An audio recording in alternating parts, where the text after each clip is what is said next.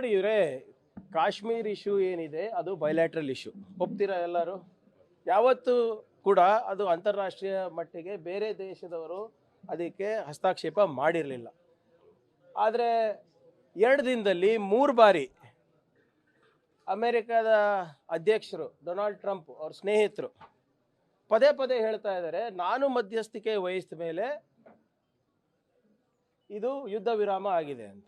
ಇದು ನಿಜಾನ ಇಲ್ವಾ ಗೊತ್ತಾಗಬೇಕಲ್ಲ ನಮಗೆ. ಯಾವತ್ತೂ ಕೂಡ ಈ ಬೈಲ್ಯಾಟ್ರಲ್ ಇಶ್ಯೂನ ನಾವು ಅಂತಾರಾಷ್ಟ್ರೀಯ ವೇದಿಕೆಯಲ್ಲಿ ನಾವು ಚರ್ಚೆ ಮಾಡೋಕ್ಕೆ ಹೋಗಿಲ್ಲ. ಏನಿದ್ರು ಕೂಡ ನಾವೇ ಬಗೆಹರಿಸ್ಕೊಂಡಿದ್ದೀವಿ. 4 ಸರಿ ನಾವೇ ಯುದ್ಧ ಮಾಡಿದ್ದೀವಿ, 4 ಸರಿ ಕೂಡ ನಾವೇ ಜಯಶೀಲರಾಗಿದ್ದೀವಿ.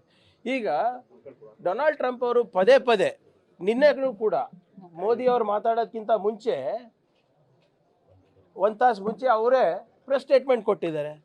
ನಾನು ಮಧ್ಯಸ್ಥಿಕೆ ವಹಿಸಿದೆ, ಅವ್ರಿಗೆ ಬುದ್ಧಿವಾದ ಹೇಳಿದೆ, ಇದು ಆರ್ಥಿಕವಾಗಿ ನನಗೆ ನಷ್ಟ ಆಗುತ್ತೆ, ನನ್ನ ಮಾತು ಕೇಳಿ ನಿಮ್ಮ ಜೊತೆನೂ ನಾವು ವ್ಯಾಪಾರ ಮಾಡ್ತೀವಿ, ಅವ್ರ ಜೊತೆನೂ ವ್ಯಾಪಾರ ಮಾಡ್ತೀವಿ, ಅದಕ್ಕೆ ನಿಲ್ಲಿಸಿ ಅಂದಿದ್ದಕ್ಕೆ ಇವತ್ತು ಮೋದಿಯವರು ಮಾತು ಕೇಳಿ ನಿಲ್ಲಿಸಿದ್ದಾರೆ ಅಂತ.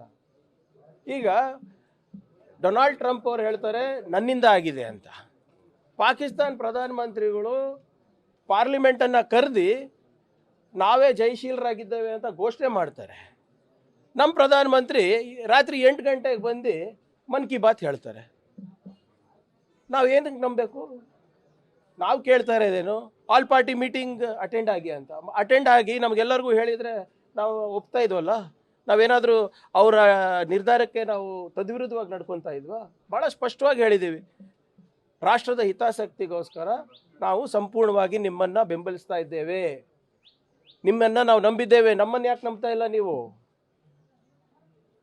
ಪಾರ್ಲಿಮೆಂಟ್ ಕರೀರಿ. ಪಾಕಿಸ್ತಾನದವ್ರು ಕರೆದ್ಬಿಟ್ಟು ಜಯಬೇರಿ ಆಗಿದ್ದಾರೆ ಅಂತ ಹೇಳ್ಕೊತಾ ಇದ್ದಾರೆ. ನೀವು ಅದಕ್ಕೆ ಕೌಂಟ್ರು ಮಾಡಬಾರ್ದಾ? ಏನಾಗ್ತಾ ಇದೆ ಅಂತ ಬೇರೆ ನಿಮ್ಮ ಆಪೋಸಿಷನ್ ಪಾರ್ಟೀಸಿಗೆ ತಿಳಿಸ್ಬಾರ್ದಾ? ಜನರಿಗೆ ತಿಳಿಸ್ಬಾರ್ದಾ? ಈ ಯುದ್ಧ ವಿರಾಮದ ಏನು ನಿಯಮಾವಳಿಗಳು ಏನಿದೆ, ಯಾಕೆ ನಿಲ್ಲಿಸಿದ್ದಾರೆ? ನಮ್ಗೆ ಅಡ್ವಾಂಟೇಜ್ ಇತ್ತಲ್ವಾ? ನಿಮ್ಮ ಬಾಡಿಗೆ ಭಾಷಣಕಾರರು ಕರಾಚಿ ಆಕ್ಯುಪೈ ಮಾಡಿದ್ದಾರೆ, ಇಸ್ಲಾಮಾಬಾದ್ ಆಕ್ಯುಪೈ ಮಾಡಿದ್ದಾರೆ, ಕರಾಚಿ ಪೋರ್ಟ್ನ ಧ್ವಂಸ ಮಾಡಿದ್ದಾರೆ, ಏನೇನು ಪ್ರಧಾನಮಂತ್ರಿಯವರ ಮನೆ ಬಾಗಿಲಿಗೆ ಹೋಗಿ ಮುಟ್ಟಿದ್ದಾರೆ ಅಂತ ಎಲ್ಲ ಹೇಳ್ಕೊಂಡಿದ್ರಲ್ರಿ. ಅದು ಏನದು ಕರೆಕ್ಟಾಗಿ ಹೇಳಬೇಕಲ್ಲ. ಸತ್ಯಾಂಶ ಏನಿದೆ? ನೀವು ಹೇಳೋದು ಕರೆಕ್ಟಾ? ಟ್ರಂಪ್ ಹೇಳೋದು ಕರೆಕ್ಟಾ? ನಿಮ್ಮ ಪಾಕಿಸ್ತಾನ ಪ್ರಧಾನಮಂತ್ರಿ ಹೇಳೋದು ಕರೆಕ್ಟಾ? ನಿಮ್ಮ ಬಾಡಿಗೆ ಭಾಷಣಕಾರರು ಹೇಳೋದು ಕರೆಕ್ಟಾ? ಸೋಷಿಯಲ್ ಮೀಡಿಯಾದಲ್ಲಿ ಯುದ್ಧ ನಡೆಸಿದ್ದೀರಾ ನೀವು? ನಮ್ಮದು ಡಿಮಾಂಡ್ ಭಾಳ ಸಿಂಪಲ್ ಇದೆ, ನಾವು ನಿಮ್ಮ ಜೊತೆ ಇದ್ದೀವಿ.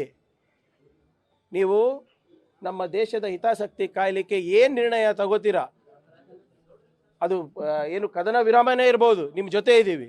ಆದರೆ ಏನಾಗ್ತಾ ಇದೆ, ಹೇಗಾಗ್ತಾ ಇದೆ, ಸ್ವಲ್ಪ ದಯವಿಟ್ಟು ಜನರಿಗೆ ತಿಳಿಸಿ.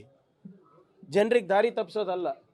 ಮೋದಿ ಸ್ಪೀಚ್ ಮಾಡೋದಕ್ಕಿಂತ ಮುಂಚೆ ಡೊನಾಲ್ಡ್ ಟ್ರಂಪ್ ಸ್ಪೀಚ್ ಮಾಡ್ತಾರೆ ಸರ್, ನಾವು ವ್ಯಾಪಾರ ನಿರ್ಬಂಧಿಸ್ತೀವಿ ನೀವು ಒಪ್ಪದೇ ಇದ್ರೆ ಅನ್ನೋ ಕಾರಣಕ್ಕೆ. ಅದೇ ಹೇಳ್ತಾ ಇರೋದಲ್ಲ ಇವರೇ, 2 ದಿನದಲ್ಲಿ 3 ಬಾರಿ ಅವ್ರು ಹೇಳ್ತಾ ಇದ್ದಾರೆ ನನ್ನಿಂದ ನಿಂತಿದೆ, ನನ್ನಿಂದ ಯುದ್ಧ ವಿರಾಮ ಆಗಿದೆ, ನಾನು ಇದು ಆರ್ಥಿಕವಾಗಿ ನಾವು ಅವ್ರಿಗೆ ಸಹಾಯ ಮಾಡ್ತೀವಿ ಅಂದರೆ ಏನು ಆಮಿಷ ಕೊಡ್ತಾ ಇದ್ದಾರಾ? ಆಮೇಲೆ ನಾನು ಹೇಳ್ತಾ ಇದ್ದೀರಲ್ಲ ಪದೇ ಪದೇ, ಇಂಡಿಯಾ ಮತ್ತು ಪಾಕಿಸ್ತಾನಿಗೆ ಹೋಲಿಕೆ ಯಾಕೆ ಮಾಡ್ತಾ ಇದ್ದಾರೆ ಇವರು? ನಮ್ಮ ಆರ್ಥಿಕ ಪರಿಸ್ಥಿತಿ ಏನಿದೆ, ಇವರ ಆರ್ಥಿಕ ಪರಿಸ್ಥಿತಿ ಏನಿದೆ? ಇವ್ರ ವಿದೇಶಾಂಗ ನೀತಿನೇ ಸಂಪೂರ್ಣವಾಗಿ ವಿಫಲ ಆಗಿದೆ. ಅವ್ರಿಗೆ $2 ಬಿಲಿಯನ್ IMF ಲೋನ್ ಸಿಕ್ಕಿದೆ ಅಲ್ಲ, ಹೆಂಗೆ ಸಿಕ್ತು?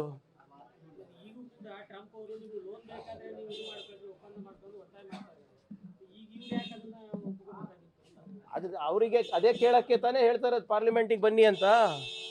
ಆಲ್ ಪಾರ್ಟಿ ಮೀಟಿಂಗು ಅಟೆಂಡ್ ಆಗಲ್ಲ, ಪಾರ್ಲಿಮೆಂಟಲ್ಲೂ ಮಾತಾಡಲ್ಲ, ಪಾರ್ಲಿಮೆಂಟ್ ಕರೆಯೋದಿಲ್ಲ. ಮತ್ತು ಇವತ್ತು ಏನು ಬೈಲ್ಯಾಟ್ರಲ್ ಇಶ್ಯೂನ ಇವತ್ತು ಇಂಟರ್ನ್ಯಾಷನಲ್ ಇಶ್ಯೂ ಮಾಡಿಬಿಟ್ಟಿದ್ದೀರಿ. ಜಲಸ್ಕಿ ಧೈರ್ಯ ಕೂಡ ಮೋದಿ ಅವರು ತೋರಿಸಲಿಲ್ಲ. ಪಾರ್ಲಿಮೆಂಟ್ ಎದುರಿಸೋದು ಬಿಟ್ಬಿಡಿ, ಒಂದು ಪ್ರೆಸ್ ಮೀಟ್ ಎದುರಿಸ್ಲಿ ಸಾಕು.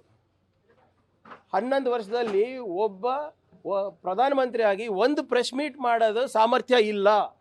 छप्पन इंच का सीना, लाल आंख, लव लेटर को लिखना, पाकिस्तान को बंद करना, ಎಲ್ಲ ಬರೇ ಕೆಂಪುಕೋಟೆ ಮೇಲೆ ಭಾಷಣದಲ್ಲಿ, ಮನ್ ಕಿ ಬಾತ್ನಲ್ಲಿ, ನಿಮ್ಮ ಮಾಧ್ಯಮದಲ್ಲಿ. ಫರ್ಗೆಟ್, ಭಾಳ ಸ್ಪಷ್ಟವಾಗಿ ಹೇಳ್ತಾ ಇದ್ದೀನಿ, forget addressing the parliament, let the prime minister address a press conference first. ಏನು ಆಗಬೇಕಿತ್ತು ಅಂತೀರಿ ಸರ್ ಈ ವಿಚಾರದಲ್ಲಿ? ಅದೇ ಕೇಳಕ್ಕೆ ಸರ್ ಅವ್ರು ಹೇಳಬೇಕು, ನಾನು ಪ್ರಧಾನಮಂತ್ರಿ. ನಾವಂತೂ ಹೇಳಿದೀವಲ್ಲ ಇವರೇ, ನೀವು ಯುದ್ಧಕ್ಕೆ ಹೋದ್ರು ರೆಡಿ, ನೀವೇ ತಾನೇ ಹೇಳಿದ್ದು ನಾವು ಕರಾಚಿ ಬಾಗಿಲು ತಟ್ತೀವಿ, ಇಸ್ಲಾಮಾಬಾದ್ ತಟ್ತೀವಿ, ಅಖಂಡ ಭಾರತ ಕನಸು ನನ್ಸಾಗಕ್ಕೆ ಪ್ರಾರಂಭ ಆಗಿದೆ ಅಂತ ನೀವು ತಾನೇ ಹೇಳಿದ್ದು. ನಾವು ಹೇಳಿದ್ದು ಯಾಕೆ ನನ್ಸಾಗ್ತಾ ಇಲ್ಲ ಸ್ವಾಮಿ ಅಂತ ಕೇಳ್ತಾ ಇರೋದು ಅಷ್ಟೇ ನಾವು. ಇನ್ನೇನಿದ್ರು ಮಾತುಕತೆ ಇದ್ರೆ ಬರೀ ಪಿಒಕೆ ಬಗ್ಗೆ ಮಾತ್ರ ಅಂತ. ಪಿಒಕೆ ಟೆರರಿಸ್ಟ್ ಮಾತಾಡಿ ಸ್ವಾಮಿ, ಎಲ್ಲರೂ ಮಾತಾಡಿ, ಆದರೆ ಪಾರ್ಲಿಮೆಂಟ್ನಲ್ಲಿ ಹೇಳಿ ಏನೇನು ನಡೀತಾ ಇದೆ ಅಂತ. ನಿಮಗೆ ಸಂಪೂರ್ಣವಾಗಿ ಬೆಂಬಲ ಮಾಡ್ತೀವಿ. ಎಲ್ಲೋದ್ರು ಆತಂಕವಾದಿಗಳು? ಎಲ್ಲೋದ್ರು? Where are those 4 people? 250 kilometre ಒಳಗಡೆ ಬಂದು 26 ಜನವನ್ನ ಕೊಲೆ ಮಾಡಿ ಎಲ್ಲೋದ್ರು? ದೇಶದ ಒಳಗಡೆ ಬಂದ್ರ, ಹೊರಗಡೆ ಬಂದ್ರ? ಏನು ಅಷ್ಟು ಪೋರಸ್ ಇದೆಯಾ ನಮ್ಮ ಬಾರ್ಡರ್ಸು? ಎಲ್ಲೋದ್ರು ನಿಮ್ಮ ಅಜಿತ್ ದೋವಲ್, ಜೇಮ್ಸ್ ಬಾಂಡು? ಎಲ್ಲೋದ್ರು ನಿಮ್ಮ ಅಮಿತ್ ಶಾ ಅವರು? ಅದ್ರ ಬಗ್ಗೆ ಯಾರಾದರೂ ಕೇಳ್ತಾ ಇದ್ದಾರಾ ಸರ್? ಆ 4 ಜನ ಎಲ್ಲೋದ್ರು? ಏನು ಇಲ್ಲಿ ಕರ್ನಾಟಕಕ್ಕೆ ಬಂದ್ರ, ತೆಲಂಗಾಣಗೆ ಹೋದ್ರ, ಬಾಂಗ್ಲಾದೇಶಿಗೆ ಹೋದ್ರ, ಚೈನಾಗೆ ಹೋದ್ರ, ಏನು ವಾಪಸ್ ಪಾಕಿಸ್ತಾನಿಗೆ ಹೋದ್ರ? ಅಂದರೆ ಇಫ್ ಟೆರ್ರಿಸ್ಟ್ ಆರಾಮಾಗಿ ಬರ್ತಾರೆ, ಆರಾಮಾಗಿ ಹೋಗ್ತಾರೆ ಅಂದರೆ it speaks volumes on the governance and administration of the Modi government. ಈ ವಿಚಾರದಲ್ಲಿ ಏನಾದರೂ ಮುಚ್ಚಿಡ್ತಾ ಇದ್ದಾರಾ ಅಂತ ನಿಮ್ಗೆ ಅನ್ಸುತ್ತೆ? ಈಗ ನನಗಿಂತ ಜಾಸ್ತಿ ಮಾಧ್ಯಮದವ್ರಿಗೆ ಗೊತ್ತು. ಪುಲ್ವಾಮಾನಲ್ಲಿ ಏನಾಯ್ತು ನಿಮ್ಗೆ ಗೊತ್ತಾಗಿದೇನ್ರಿ? ನಿಮ್ಗೆ ಗೊತ್ತಾಗಿದೆಯಾ? ಎಷ್ಟು ವರ್ಷ ಆಯಿತು? 5-6 ವರ್ಷ ಆಯಿತು. ನೀವು ಮಾಧ್ಯಮ ಸ್ನೇಹಿತರು ಯಾರಾದರೂ ಒಬ್ಬರನ್ನ ನನಗೆ ಕರೆಕ್ಟ್ ಮಾಹಿತಿ ಕೊಟ್ಬಿಡಿ ಪುಲ್ವಾಮಾ ಬಗ್ಗೆ. ಇದಂತೂ ಬಿಡಿ, ಪಹಲ್ಗಾಮ್ ಅಂತೂ 15 ದಿನ 20 ದಿನ ಆಯಿತು. ಪುಲ್ವಾಮಾ ಬಗ್ಗೆ ನನಗೆ ಮಾಹಿತಿ ಕೊಡ್ತೀವಿ. ಸೊ ಮುಚ್ಚಿಡ್ತಾ ಇದ್ದಾರೆ ಅಂದರೆ ಅವರ ಕಾರ್ಯವೈಖರ್ಯವನ್ನು ಮುಚ್ಚಾಕ್ಲಿಕ್ಕೆ ಪ್ರಯತ್ನ ಮಾಡ್ತಾ ಇರೋದು ಇದು. ಮೋದಿ ಅವರ ಏನು ಚೆಸ್ಟ್ ಥಂಪಿಂಗ್ ಇದೆ ಅಥವಾ ಅವ್ರು ಬೆಂಚಪ್ಪರ್ಸ್ಕೊತಾ ಇದ್ದಾರಲ್ಲ, ಬರೀ ಸೋಷಿಯಲ್ ಮೀಡಿಯಾಕ್ಕೆ ಸೀಮಿತ. ಒಂದು ಪ್ರೆಸ್ ಕಾನ್ಫರೆನ್ಸ್ ಎದುರು ಸಹ ಧೈರ್ಯ ಇಲ್ಲ, ಪಾರ್ಲಿಮೆಂಟ್ನಲ್ಲಿ ಉತ್ತರ ಕೊಡೋ ಧೈರ್ಯ ಇಲ್ಲ. ಬರೇ ಮನ್ ಕಿ ಬಾತು, ಮೋನೋಲಾಗ್ಸ್ ಅಷ್ಟೇ.